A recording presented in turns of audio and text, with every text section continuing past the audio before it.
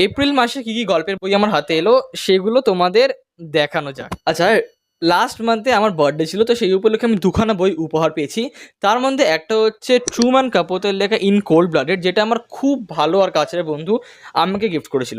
এই বইটার ব্যাপারে আমি রিসেন্টলি জানতে পারলাম, যেটা একটা আমেরিকান মার্ডার্স নিয়ে লেখা। আমেরিকার একটা ফ্যামিলিকে মার্ডার করা হয়, তো তাদের নিয়ে এই বইটা লেখা, বেসড অন ট্রু ইভেন্টস। এটা পড়ার জন্য আমি খুবই পরিমাণে এক্সাইটেড। সেকেন্ডলি, আমার বাবা আমাকে গিফট করেছিল শরৎ রচনাবলীর 3টে খণ্ডই।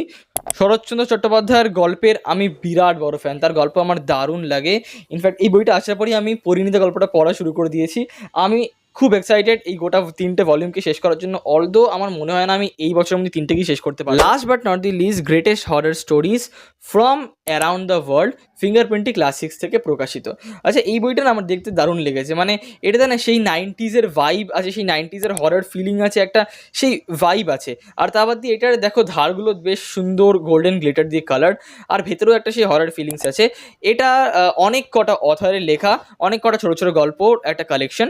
36 কাছাকাছি ছোটো ছোটো ভূতের গল্প আছে ইংলিশে। এখানে ব্র্যাম স্টোকার থেকে শুরু করে ও হেনরি, স্যার এডগার অ্যালেন পো, সবারই গল্প আছে এখানে। ভিডিওটা কেমন লাগলো কমেন্টে জানতে ভুলবেন না। তোমরা কি এর মধ্যে একটা বই পড়েছো? পড়ে থাকলে তোমাদের কেমন লেগেছে সেটাও আমি কমেন্টে জানিও। আর এরকম আরও লিটারেচার রিলেটেড কন্টেন্ট পাওয়ার জন্য চ্যানেলটাকে সাবস্ক্রাইব করে দিতে ভুলো না।